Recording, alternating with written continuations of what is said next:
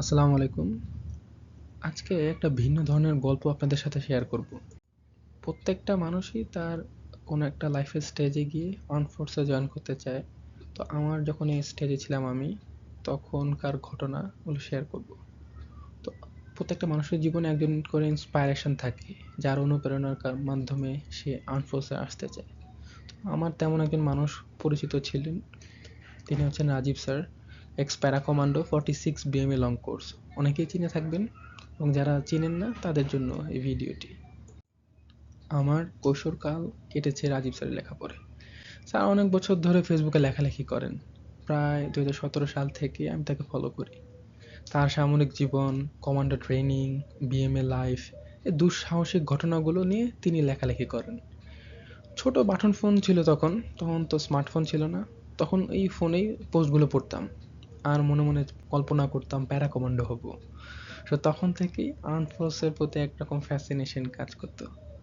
তো 6 মাসের এক দুর্বিষহ ট্রেনিং ছিল, প্যারা কমান্ডো ট্রেনিং। সেই সময়কার যে ঘটনাগুলো স্যার পোস্ট আকারে লিখতেন, কখন কীরকম ঘটনাগুলো ঘটতো। তো স্যারের বিএমএ ট্রেনিং ছিল 2 বছরের। সেই সময়কার অভিজ্ঞতাগুলো স্যার লিখতেন। স্যারের তখনকার কোর্সমেটদের সাথে ঘটে যাওয়া বিভিন্ন দারুণ সব ঘটনাগুলো স্যার তার পোস্টে লিখতেন। শেয়াল, বানর, সাপের মাংস খাওয়া এবং এরপর বমি করার ঘটনা সহ কত মজার ঘটনা স্যার লিখছে তা শেষ নেই। তো স্যার মেইনলি ইঞ্জিনিয়ারিং কোর থেকে প্যারা কমান্ডো হয়েছিলেন। একজন ইঞ্জিনিয়ার হওয়া সত্ত্বেও প্যারা কমান্ডো হওয়ার ইচ্ছা তার ছিল। একটু ভিন্ন ধর্মী মানুষ দেখি তার এমন ইচ্ছা। সব মিলিয়ে তার পোস্টগুলো পড়ার পর স্যারের পার্সোনালিটি আমার অনেক পছন্দ হয়ে যায়। রিসেন্টলি স্যারের বইগুলো পাবলিশ করা হয়, আসলে রিসেন্টলি না, 3-4 বছর আগেই বইগুলো পাবলিশ করা হয়। তো বইমেলায় তার সাথে অনেকবার দেখা করতে চাইছিলাম, তো স্যারের সাথে দেখা করার তেমন একটা সুযোগ আসে নাই। কিন্তু স্যার প্রায়ই ম্যারাথন দেয়। আর্মি থেকে রিটায়ারমেন্টের পরেও উনি ম্যারাথনে পার্টিসিপেট করেন, লং ম্যারাথন। তো আমার বাসা যেহেতু হাতিঝিলের পাশে, তো সেদিনও হাঁটতে বেরিয়েছিলাম। এরপর দেখি রাজীব স্যার সাথে আরেকজন প্যারা কমান্ডো ইমতিয়াজ ইলাহি স্যার ম্যারাথন শেষ করে তারা গুলশানের দিকে যাচ্ছিলেন। তো কথা বলতে চাইছিলাম স্যারের সাথে, তারপরও বলা হয়নি। তো স্যারের একটা ব্যাড স্টোরি আছে স্যারের, যে পিলখানার যে ঘটনাটার সাথে স্যার ওতপ্রোতভাবে জড়িত ছিল। তৎকালীন যিনি সরকার প্রধান ছিলেন তাকে বিভিন্নভাবে ফাঁসানোর চেষ্টা করছে। এরপর স্যারকে চাকরিচ্যুত করা হয়। এই বিষয়ে স্যারের বিভিন্ন পোস্ট আছে, আপনারা চাইলে দেখতে পারেন।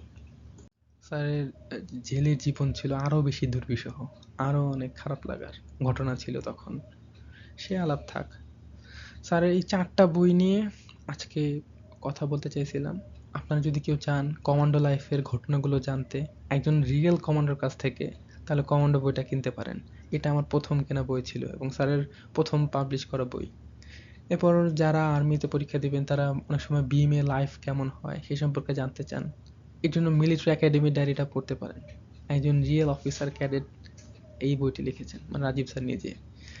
এরপর ট্রেনিং পরবর্তী সময়কার যে ঘটনাগুলো নিয়ে, সার্ভিস লাইফের বিভিন্ন ইনসিডেন্টস নিয়ে sir love it or leave it আর দ্য ইমব্যালেন্স বাফেলো এই 2টা বই পাবলিশ করে।